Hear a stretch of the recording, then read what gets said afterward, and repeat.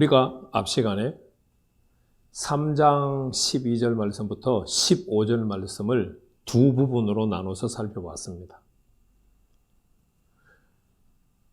하나님의 부르심을 받아서 제사장으로 예언자로 직분이 바뀌었어요.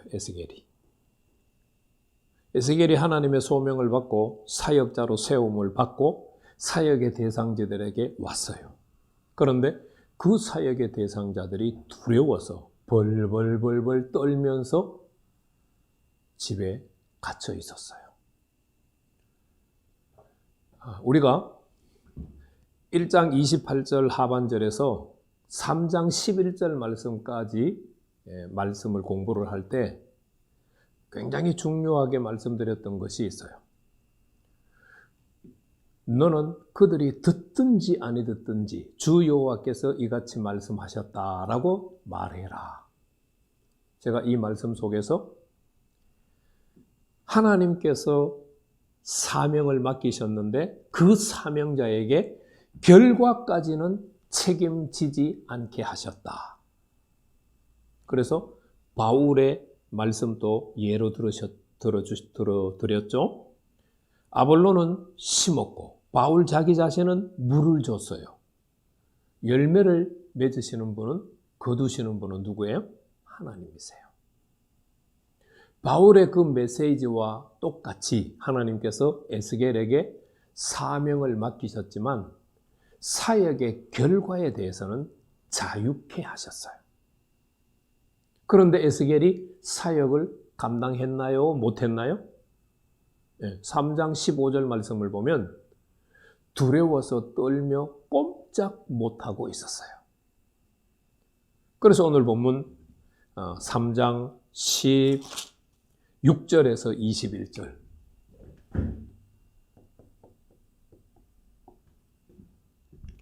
3장 16절에서 21절 말씀은 사역 과정의 중요성에 대해서 하나님께서 에스겔을 깨우쳐 주시는 말씀이에요. 에스겔이 사역을 감당하지 못할 때 어떻게 된다라고는 말씀 안 하셨어요. 1장 28절에서 3장 11절 말씀까지. 사역 대상자들이 이러이러해. 그래서 그 사역을 감당할 수 있도록 내가 이렇게 해줬어. 이렇게는 말씀하셨지만 너가 사역을 감당하지 못하면 어떤 벌을 받아? 너가 사역을 감당하지 못하면 어떻게 돼? 이런 말씀을 안 해주셨어요.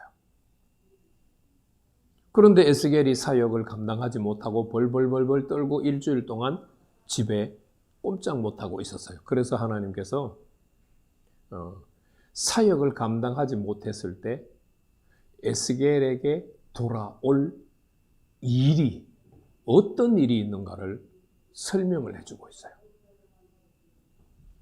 그래서 16절에서 21절 말씀은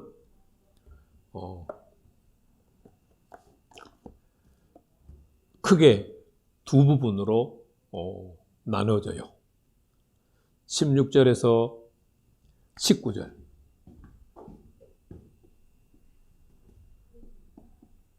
16절에서 19절, 20절에서 21절.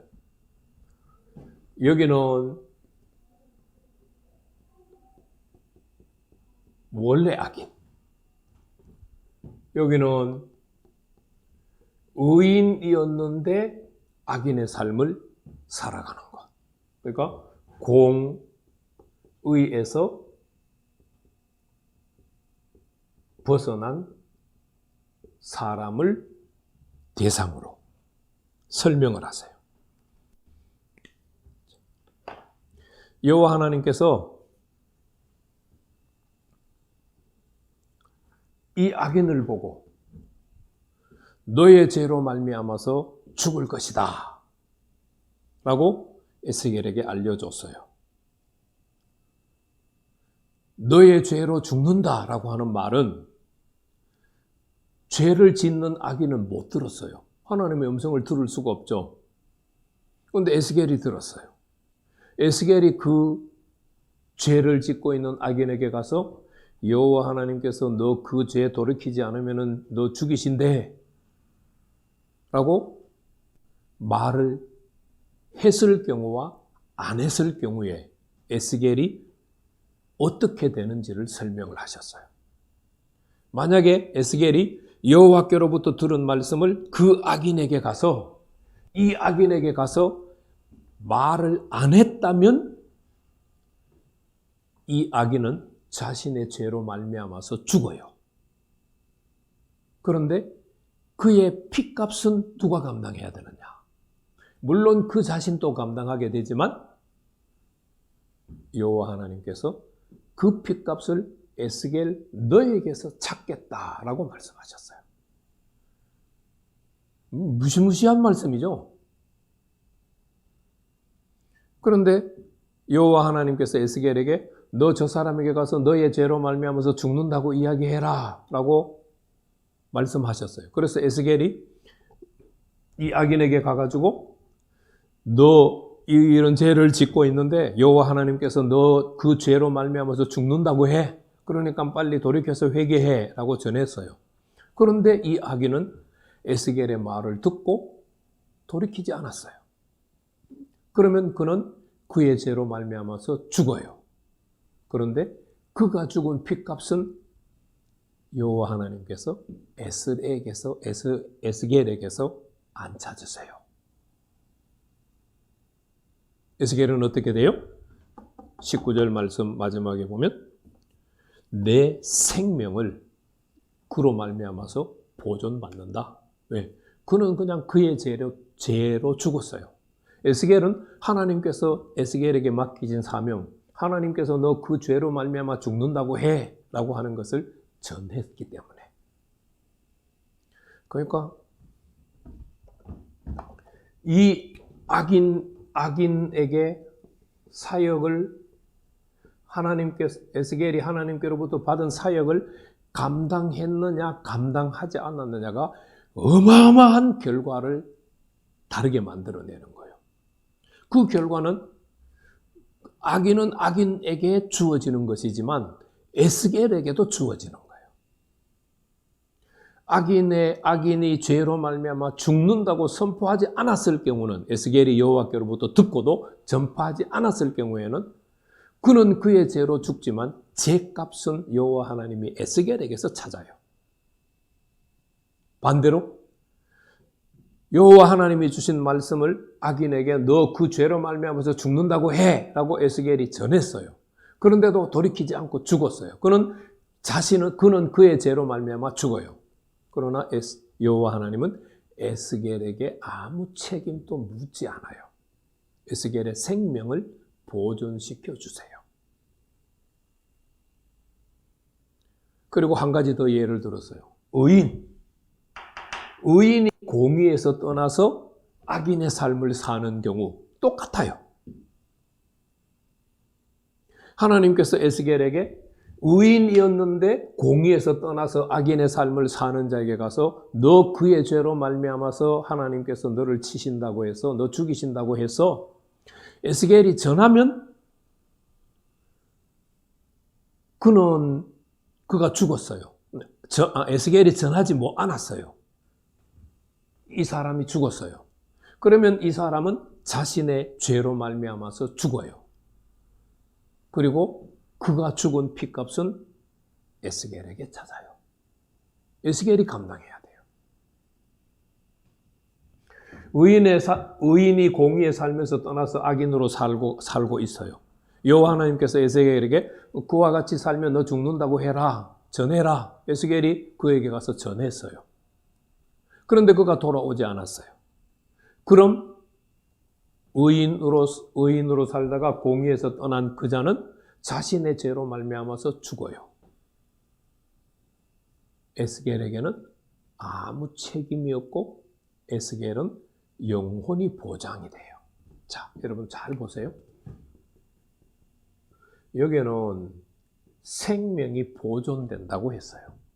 그런데 여기에서는 영혼이 보존된다고 했어요.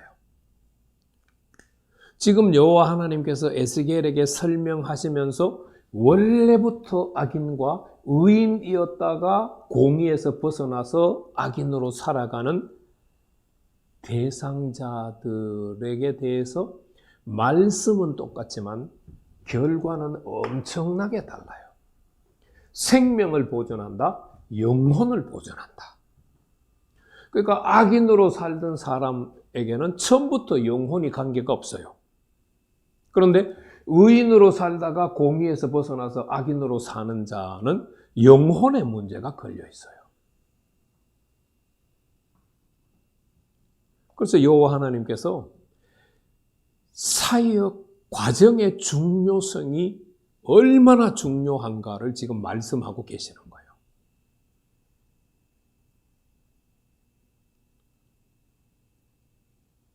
전하기만 하면, 하나님이 주신 사명을 전하기만 하면 어떻게 돼요? 나는 그 과정에 대해서도 자유해요. 내 생명을 보존하고 내 영혼을 보존해요. 그런데 내가 사역을, 하나님께서 내게 주신 사역을 감당하지 않으면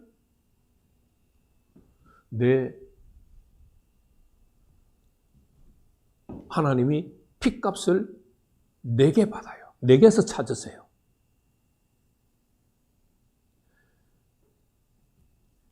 그래서 1장 28절에서 3장 11절 말씀까지는 사역의 결과에 대해서는 하나님께서 에스겔에게 책임지우지 않으셨어요. 사역의 결과에 대해서는 자유를 주셨어요. 그런데 에스겔이 사역을 감당하지 못하자 사역을 감당해야 된다고 지금 강력하게 경고하시는 것이 3장 16절에서 21절 말씀이에요.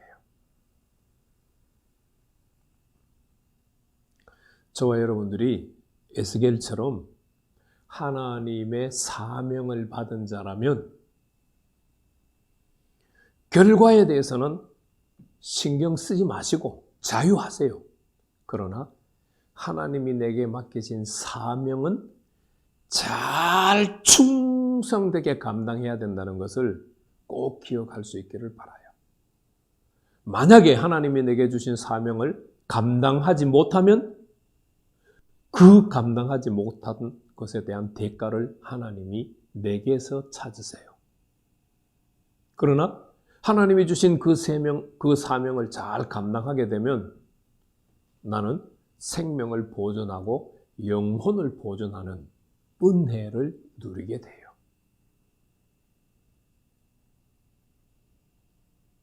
이 말씀을 생각하면서 내가 어떤 사역자로 세움을 받았는가, 어떤 사명을 받았는가, 내가 그 사명을 충실히 감당하지 못할 때 그 사명에 대한 책임을 내가 감당해야 된다는 것을 꼭 기억하시고요.